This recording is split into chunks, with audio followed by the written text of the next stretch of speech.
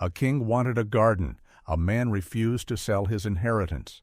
By the end, 2 dynasties would fall in blood.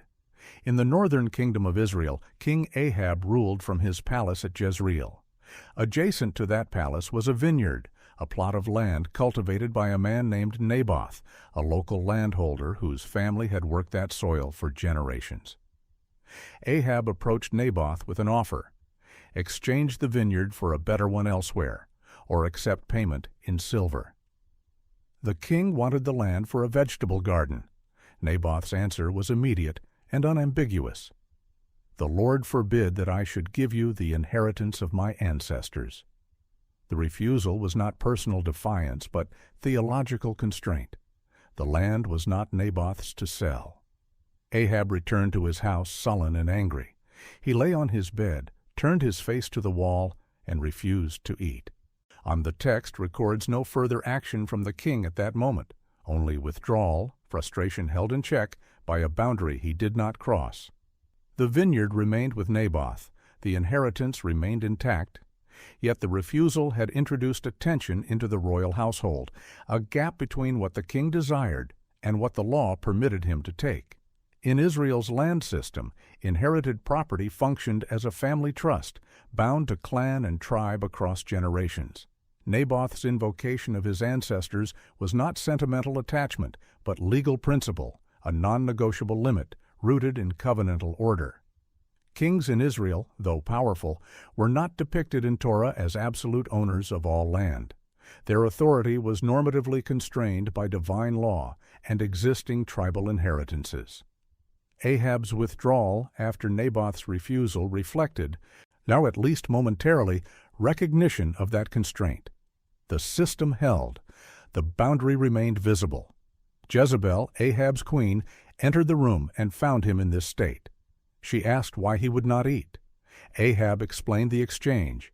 He had offered Naboth money or land, and Naboth had refused. Jezebel's response reframed the situation entirely. "Do you now govern Israel?" she asked. The question was not rhetorical comfort, but operational critique. If Ahab held royal authority, why did a single landholder's refusal leave him passive and sullen? She told Ahab to get up, eat, and be cheerful. She would obtain the vineyard for him. Jezebel wrote letters in Ahab's name and sealed them with his royal seal. The letters were addressed to the elders and nobles in Naboth's city, the men who held judicial and communal authority in Jezreel. These were not royal appointees, but local leaders, expected under Israel's legal traditions to safeguard justice, ensure truthful testimony in capital cases, and protect the vulnerable from false accusation. The instructions Jezebel sent were precise. Proclaim a fast. Seat Naboth at the head of the assembly. Arrange for 2 scoundrels to sit opposite him and accuse him publicly of cursing God and the king. Then take him outside the city and stone him to death. The letters converted religious observance, legal procedure, and witness testimony into a script for elimination. A fast, normally a communal act of mourning, repentance, or supplication before God, became the occasion for a staged trial. The requirement for 2 witnesses in capital cases, a safeguard against false accusation embedded in Israel's legal norms, and was fulfilled through men explicitly described in the text as worthless or corrupt. The public assembly, the gathering of the people before their elders, became the venue for a predetermined execution. Authority was not bypassed. It was activated and directed. Royal command, sealed with Ahab's signet, imposed itself on the judicial and religious structures of a local city. The elders and nobles of Jezreel received the letters. The text records no deliberation, no protest, no appeal to another source of law. They did exactly as Jezebel had directed. A fast was proclaimed throughout the city. Naboth was seated in a prominent position before the assembly. 2 men, described in the text as scoundrels or sons of Belial, sat opposite him and made their accusation before the people. Naboth has cursed God and the king. The charge carried automatic consequences under Israelite law. Blasphemy against God and treason against the throne were both capital offenses. The people of Jezreel took Naboth outside the city and stoned him to death. The compliance of Jezreel's leadership was total. No elder questioned the sudden fast. No noble asked why Naboth, a known landholder with no recorded history of sedition, was being accused. No one challenged the credibility of the two witnesses or sought corroboration. The machinery of communal justice operated exactly as the letters prescribed. What had been designed to protect the innocent became the instrument that destroyed them. A message was sent back to Jezebel. Naboth has been stoned to death. She carried the news to Ahab. Get up and take possession of the vineyard of Naboth the Jezreelite, which he refused to give you for money, for Naboth is not alive, but dead. Ahab rose and went down to Jezreel to claim the land. The vineyard that had been protected by ancestral inheritance and divine prohibition now passed into royal hands. No transaction had occurred. No legal transfer had been recorded. Naboth was dead, and the king took possession. Ahab's silence in this sequence is itself a form of power. He issued no command to kill Naboth. He wrote no letters. He arranged no false witnesses. Yet his name, his seal, and his authority provided the mechanism through which Jezebel acted. When informed that Naboth was dead, he did not inquire into the means of death, and did not question whether justice had been served, did not hesitate. He simply went down to take the vineyard. His passivity during the judicial process and his immediate action afterward functioned together as a single exercise of royal power, delegation without accountability, benefit without visible complicity. But the event did not close with the transfer of property. While Ahab was in the vineyard, the word of the Lord came to Elijah the Tishbite. He was sent to meet the king in the very place Ahab had come to claim. Elijah found him there. "Have you killed and also taken possession?" The question collapsed the distinction between Ahab's passivity during the judicial process and his active seizure of the outcome.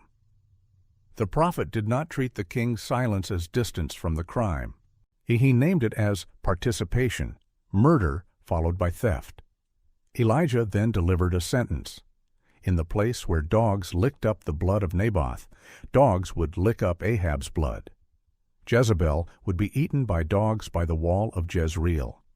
Every male in Ahab's house, slave or free, would be cut off. The disaster would consume the entire dynasty. The judgment was not abstract or symbolic. It was physical, geographic, and dynastic. Blood would answer blood. The place where Naboth died would become the place where the house that killed him would fall. Ahab heard the words and tore his clothes, put on sackcloth, fasted, and walked softly. The text records that because of this response, the full weight of the judgment was delayed. It would not fall in Ahab's own lifetime, but in the days of his son. The sentence, however, was not revoked. It was deferred. The mechanism of destruction remained in place, awaiting its moment. Years passed. Ahab died in battle at Ramoth-Gilead. His chariot was brought back to Samaria, and when it was washed by the pool, dogs licked up his blood, a fulfillment, the text notes, of the word the Lord had spoken. But the dynastic judgment remained outstanding. Ahab's son Joram inherited the throne of Israel and continued the policies and alliances of his father's house. The vineyard at Jezreel remained in royal possession.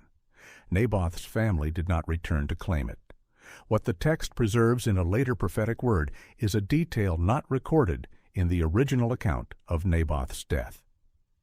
The blood of Naboth and the blood of his sons. Naboth was not the only one killed. His male heirs, the sons who would have inherited the vineyard after him, were also put to death. The execution was not simply the removal of a single obstacle, but the extermination of an entire family line.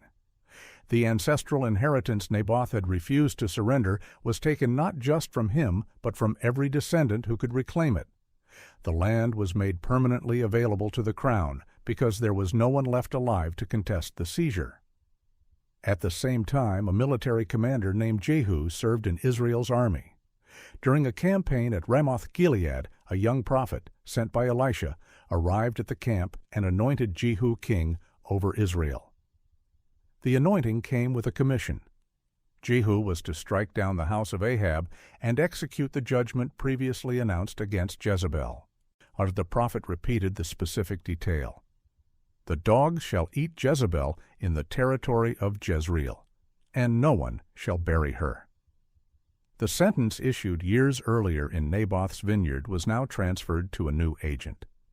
Jehu was not acting on personal ambition or military opportunism. He was operating under prophetic mandate, authorized to dismantle the dynasty that had turned judicial process into an instrument of elimination. Jehu mounted his chariot and rode to Jezreel, where King Joram was recovering from wounds received in battle against the Arameans. Joram came out to meet him, unaware of what had occurred at Ramoth-Gilead. The two met at the property of Naboth the Jezreelite. The location was not incidental. The vineyard Ahab had seized became the place where his son would die. Jehu drew his bow and shot Joram through the heart. Jehu fell dead in his chariot. Jehu then turned to Bidkar, his aide, and gave an order: "Take him up and throw him on the plot of ground belonging to Naboth the Jezreelite." As the body was cast onto the field, Jehu recalled aloud a prophetic word he and Bidkar had heard years earlier when they rode behind Ahab. "As surely as I saw yesterday the blood of Naboth and the blood of his sons, declares the Lord, I will repay you on this plot of ground." The vineyard Ahab had wanted for vegetables became the dumping ground for the corpse of his son. Jehu continued into Jezreel. Jezebel, hearing of Joram's death, painted her eyes, arranged her hair, and looked out a window. As Jehu entered the gate, she called down to him, invoking the name of Zimri, a reference to an earlier regicide, a taunt suggesting that Jehu's rebellion would end as abruptly as it began. Jehu looked up and shouted to those inside, "Who is on my side?" 2 or 3 eunuchs looked out. "Throw her down," Jehu commanded. They threw Jezebel from the window. Her blood spattered on the wall and on the horses, and she was trampled underfoot. Jehu went inside, ate, and drank. Then he gave an order: "See now to this cursed woman and bury her, for she is a king's daughter." But when the servants went out to bury her, they found only her skull, her feet, and the palms of her hands. Everything else had been consumed by dogs. The corpse of Jezebel, the text records, shall be like dung on the face of the field, so that no one can say, "This is Jezebel." The queen, who had written letters in the king's name, who had directed elders and nobles to proclaim a fast and arrange false witnesses, who had told Ahab to rise and take possession of Naboth's vineyard, her body was reduced to fragments and consumed in the very city where she had orchestrated judicial murder. No tomb, no memorial, no identifiable remains. The authority she had exercised through royal seals and written commands ended in trampling and dogs. The location of her death was not incidental. Jezreel, the city where Naboth had been stoned, became the place where the primary architect of his execution was torn apart. The judgment did not stop with Joram and Jezebel. Jehu sent letters to Samaria, to the elders, the guardians, and those who held authority over Ahab's descendants. The structure of his communication mirrored Jezebel's earlier letters to Jezreel. Written instructions, clear commands, the expectation of compliance. He challenged them to choose the best of Ahab's 70 sons, set him on his father's throne, and fight for the house they served. The response was immediate and unambiguous. "We are your servants. We will do anything you say. We will not make anyone king. Do whatever you think right." The same mechanism that killed Naboth now killed his killers. Jehu wrote a second letter. If they were on his side and willing to obey him, They were to take the heads of Ahab's sons and bring them to Jezreel by the next day. The guardians complied. 70 sons of Ahab were killed, their heads placed in baskets, and delivered to Jehu at Jezreel. He ordered the heads piled in 2 heaps at the entrance of the gate, where they remained until morning. When the people came out in the morning, Jehu stood and addressed them. He acknowledged his role in killing Joram, but pointed to the larger pattern. Know then that there shall fall to the earth nothing of the word of the Lord, which the Lord spoke concerning the house of Ahab. For the Lord has done what he said through his servant Elijah.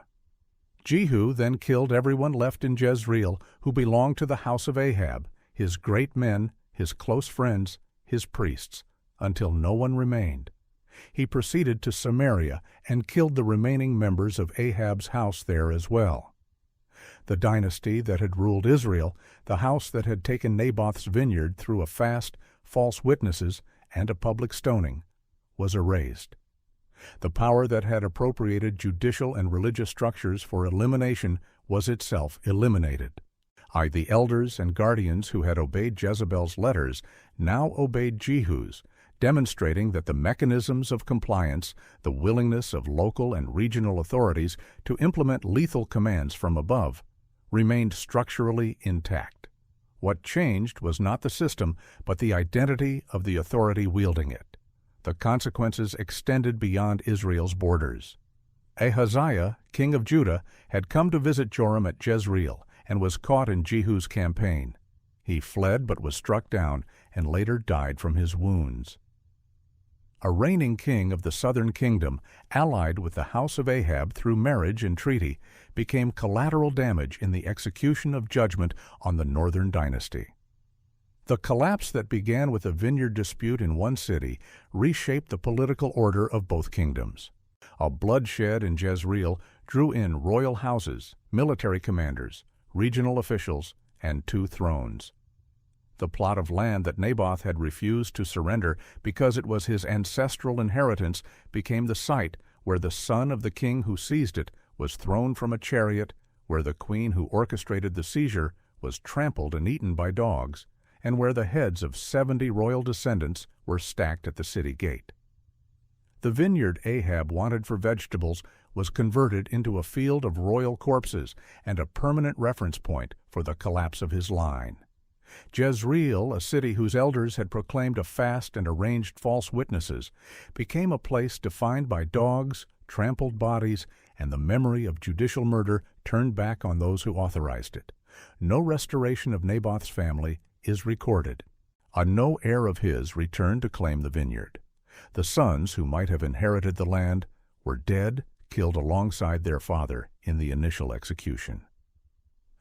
The ancestral inheritance that Naboth had invoked as an immovable boundary was extinguished, not transferred back to his line, but left as contested ground, permanently marked by the blood of 2 families.